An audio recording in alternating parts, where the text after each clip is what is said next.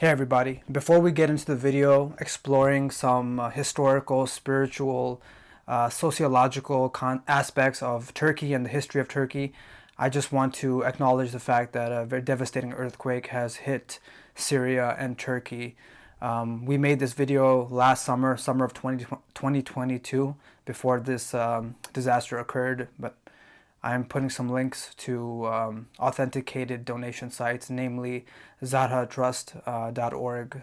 Many of the founders and people who work there are individuals who we know from our community. So link to that in the description.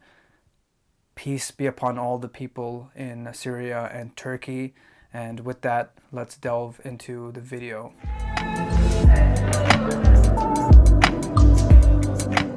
Welcome to Psychology of Spirituality. This is Saeed. So I've been traveling these past few weeks and I made a couple of reflection videos that I'm showing right here. But due to international roaming data and me constantly losing phone storage, I wasn't able to upload those videos. Now that I'm back, I wanted to speak about my 16-day trip to Turkey. I wanted to touch on a few points that I made from those videos. Before I begin, I just want to give a quick shout out to my website. I'm linking it in the description, and you can also sign up on the newsletter to keep up to date with my research and other developments. So I want to break down the trip chronologically, and that's not according to what I did, but the scope of human history, from the Neolithic age all the way to modern Turkey and across the ancient Greeks, Byzantines, Ottomans, and the secular Reformation post World War I with the Ataturk. And at the end, I want to touch on just general thoughts and feelings, particularly related to the variety of masjids or mosques in Turkey. Before I begin, Turkey has a special place in the hearts of many Muslims, and especially for Pakistani Muslims. During the Ottoman Sultanate, Pakistanis living under the British Raj, as they weren't called Pakistanis yet, they were still Indian. So Indian Muslims living under the British Raj recognized the Ottoman rule as the one caliphate and lent support during World War I to pressure the British to preserve the Ottoman state, something called the Caliphate movement. And you can read more on the historical and current socio-political ties between Pakistan and Turkey in this article that I'm linking below. And it's interesting because the article touches on the huge cultural impact of the show Ertugrul in Pakistan. I mean, it has a crazy cultural impact in Pakistan. Like, most of my family members have watched it, for example. It's been dubbed in Urdu. It's funny because when I was going to Turkey, even some of my family members know some Turkish words because of watching that show, which has so many episodes. Due to its popularity, a future show is being planned on an individual named Lala Peshawari, who was a Pakistani migrant in the early part of the 20th century, and he gathered funds and men to go fight for the Ottoman Empire, and it's expected to air sometime in 2023. I touched on media relations extensively in my video series here, but that's one current example of why media is called the fourth branch of the government. Consolidating support in the hearts and minds of the public comes easier with drama and art than having, stale press conferences, for example. The 13th century nomadic Turk is also the central character in a popular Turkish TV show named after him. It depicts the origins of the Ottoman Empire. The show has gained a huge following in Pakistan, and 2 statues of the Turkish leader have been erected in residential areas of Lahore. They're made of fiberglass and went up this month. Since the drama about Ertugrul Ghazi has been on the air, it's got so popular in the country, it is liked by everyone, young and old. The main thing is that this statue is a reminder of our love for the Ottoman Sultanate and the holy war that Ertugrul waged, which brought us respect in the whole world. All that political stuff aside, Turkey is a secular country.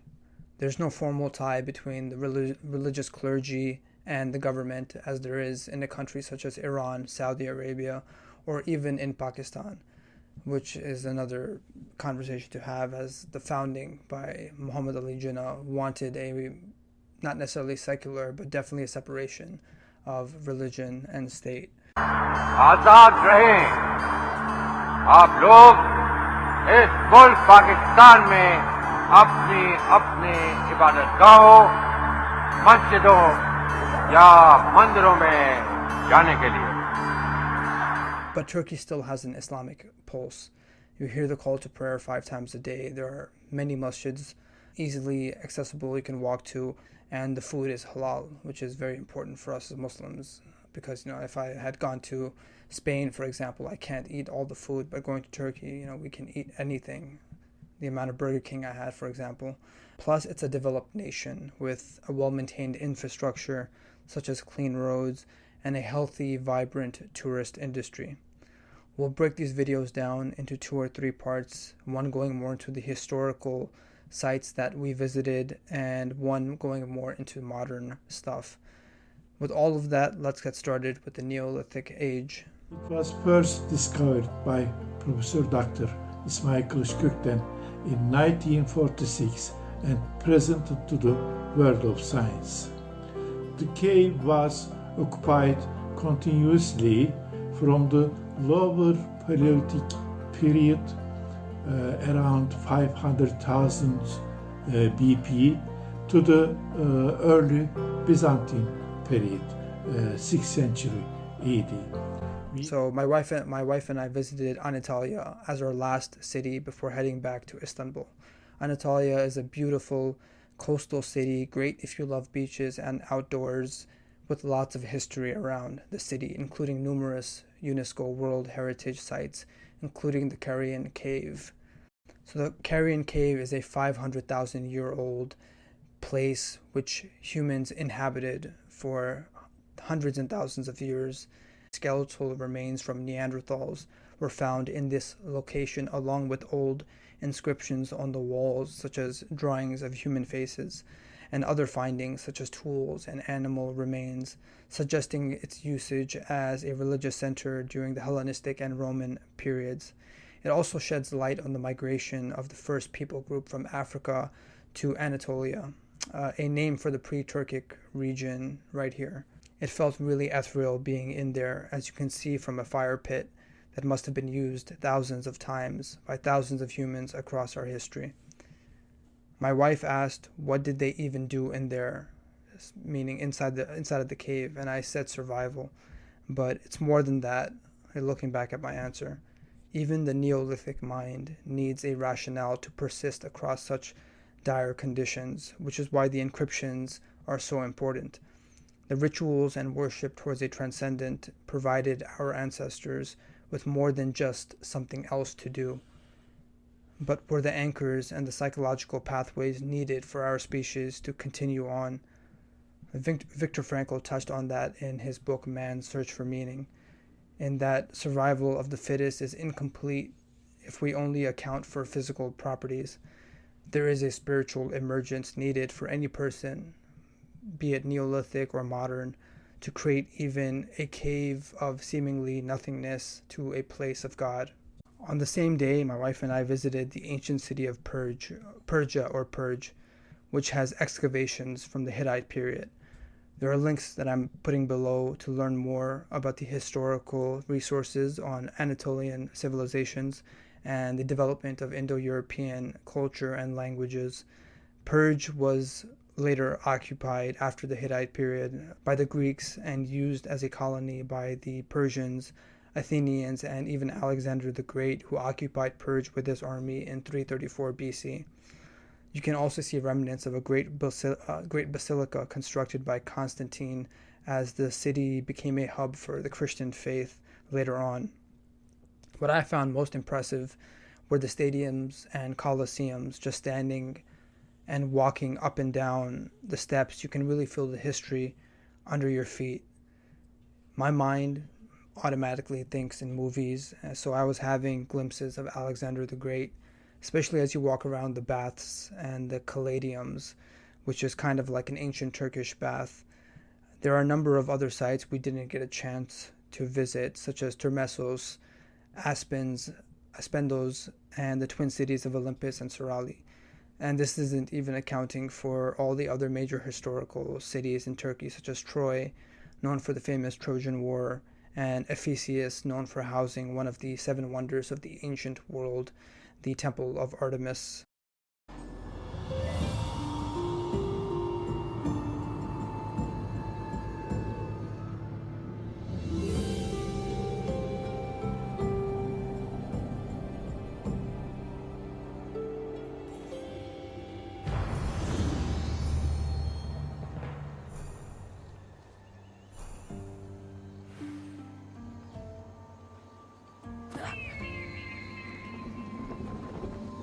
You honestly don't even have to do lots of these things. Also, if you visit Antalya or one of the other coastal cities, such as Izmir, which also has other historical sites, there are a number of natural waterfalls and well-preserved national parks that I visited. For example, in this video that my wife wanted me to embed right here, not to mention all the amazing beaches surrounded by mountains.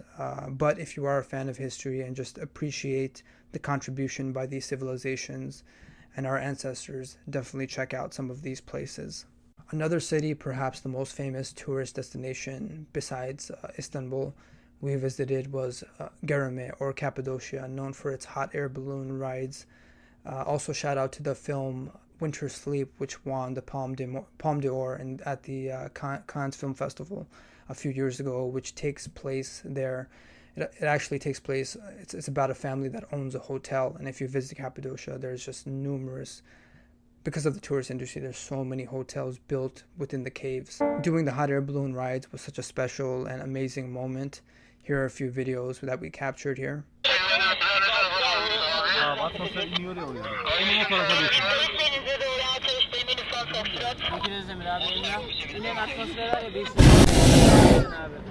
Surrounding the city itself are these amazing hills and caves, many of which were used as chapels and homes. I think our tour guide even said that as early as 1985, they were still inhabited by people, not any longer, because now they're UNESCO World Heritage Sites and they're used primarily for, museums and stuff like that. We visited a number of these ancient churches, such as the Tokoli and the Elmali Church, which have these beautiful fresco paintings of Christ, the Last Supper, crosses, and even one of George slaying a dragon, a recurring archetypal image that I touched on in my video series with Jungian psychologist Mansour right here. Lots of the video that I'm using here are videos that I found on YouTube, because a lot of these World Heritage Sites, they have very strict no photography, no camera usage. Like, each room has a guard to make sure that you don't record anything. So credit to all of the different videos that I'm including here. I'm also linking this article below to learn more about the importance of the Cappadocian Fathers who advanced Christian theology with their work on the Holy Trinity, for example. Also shout out to a number of different religious channels if you want to learn more about those things. Besides the theological stuff, the surrounding area itself was beautiful. This scene here that I'm showing, it reminded me of Mad Max Fury Road. Like, a bunch of tourists riding around ATVs around the city during sunset time.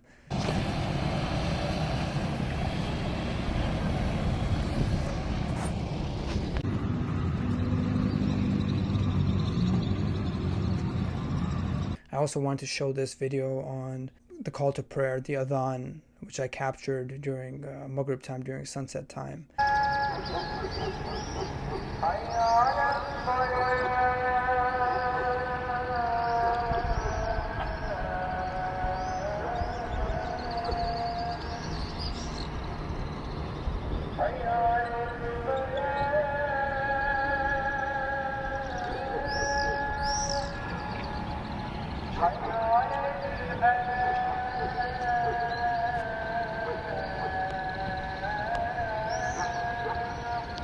And this beautiful masjid located right in the heart of Cappadocia. So let's watch this for a moment.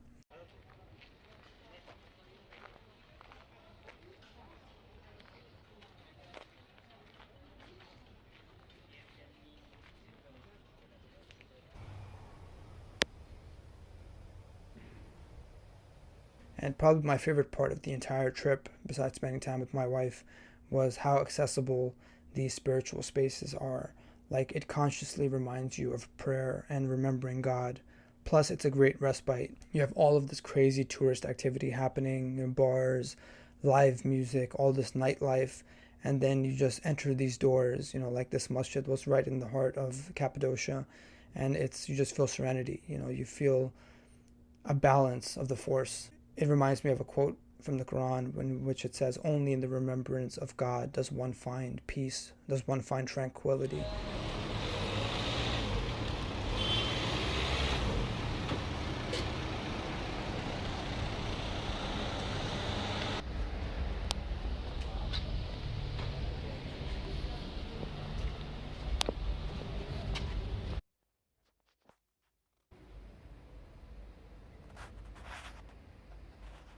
Going forward through history, the Byzantine Empire was eventually overruled by the Ottomans and Mehmed II's conquest.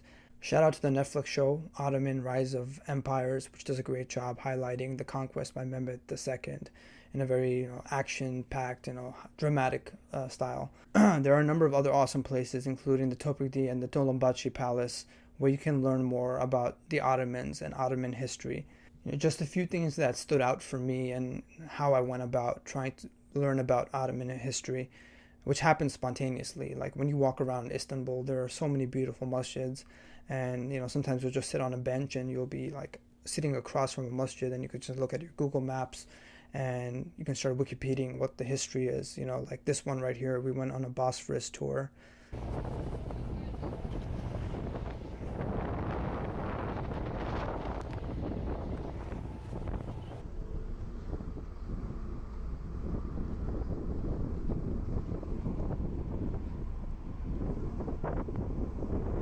Right across, as we were waiting to depart, we saw the Suleimani Masjid across from us, and I started delving into its history, just waiting for the tour to begin as they were collecting people.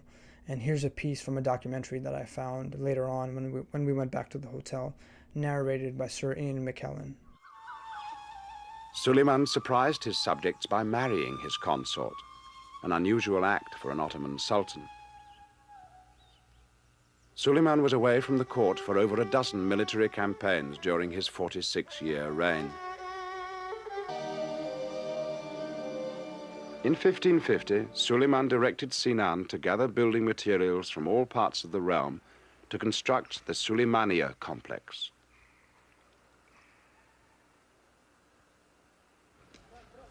This gesture was intended to emphasize the grandeur and unity of the empire. It was also a form of urban renewal, reviving the inner city. And that happened so much. Like, here's the Dolmabahce Masjid that we visited. I prayed here, and I just started Googling on my phone, and I learned about the 31st Sultan of the Ottomans, Abdülmecid I, who banned the wearing of the turban and began wearing the fez. A small decision with a huge butterfly effect, as it encouraged a Turkic national identity apart from an Islamic one. I hear you are a governor, too. Is there anything you do not do? I do not talk to strangers. I am Suleiman. Ezio Auditore. Shahzadem, are you injured? Who is your captain, soldier? Tarat Balete, he is away on an errand. Clear this body and send the guests home. Then summon Tariq to the divan. Baş üstüne, Shahzadem. The Topkapı Palace was right on the shores of the Bosphorus, and it really made you reflect on the geographical prestige of Constantinople. Why it was such a prized jewel for so many empires. The palace also had lots of remnants from Islam, such as the supposed staff of Moses, the beard of the Holy Prophet, and the sword of Imam Ali alayhi salam, which I recorded right here, even though you weren't supposed to record. We got yelled at right after I captured this. Imam Ali is the second most revered figure in Shia Islam, and I just had to document it. This was also a sword that I captured, with inscriptions from words of the Holy Prophet used during jihad or holy war in the Crusades. I spent a few hours going through the lives of some of the most prominent sultans. I want to touch on Mehmed II, who was responsible for lots of the industrialization and westernization of the Ottoman Empire. and formally disbanded the Janissary Corps, which led to something called the Auspicious Incident. Mahmud II brought out the holy relics and the holy banner, which I mentioned, some of those sacred remnants, and asked all the true believers to gather under the holy banner of the Prophet in opposition to the Janissaries. These sacraments, inherited from the Arab conquest of the Ottomans, signified an ideological monopoly in that the Ottomans were the true caliphate, and the true place of the Islamic world was in Anatolia.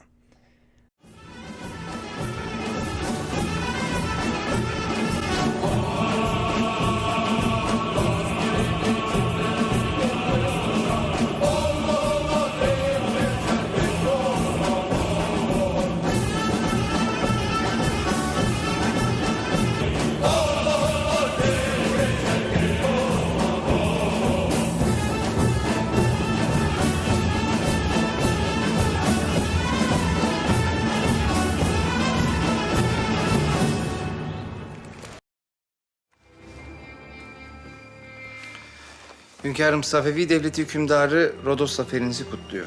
Mektubu var. Şah Gümrah'ın aklı başına yeni mi gelmiş?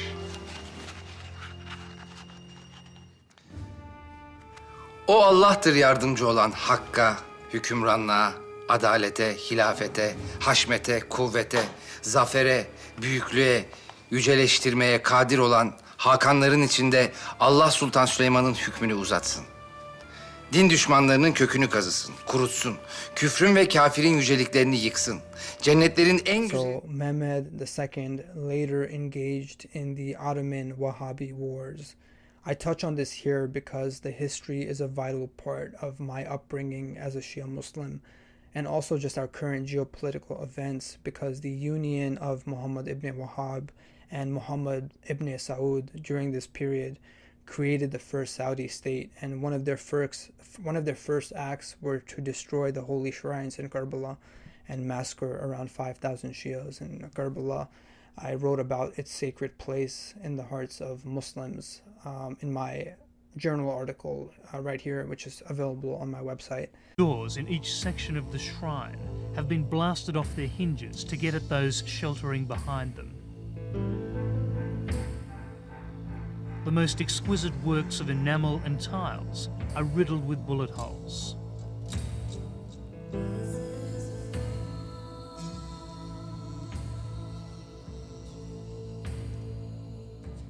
As if repeating the history of the Imam Hussein, who himself fought a doomed battle against a powerful tyrant.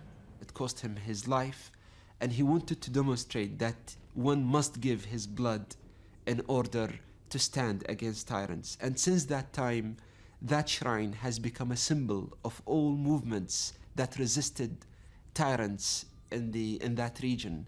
And I think Saddam Hussein, by attacking that, he attacked the strongest or the most sacred point in a Shia character in an attempt to crush and frighten and defeat the Shias of Iraq. And even though the first Saudi state were defeated, this had immense ramifications. The contention that Muhammad ibn Wahhab and Muhammad ibn Saud had was religious as much as it was socio-political. The Saudis contended with the Ottomans being the true inheritors of the caliphate, something we still see with the rise of groups such as Al-Qaeda and ISIS. So it was a really interesting part of being in Turkey, is that you have all of this history which is palpable.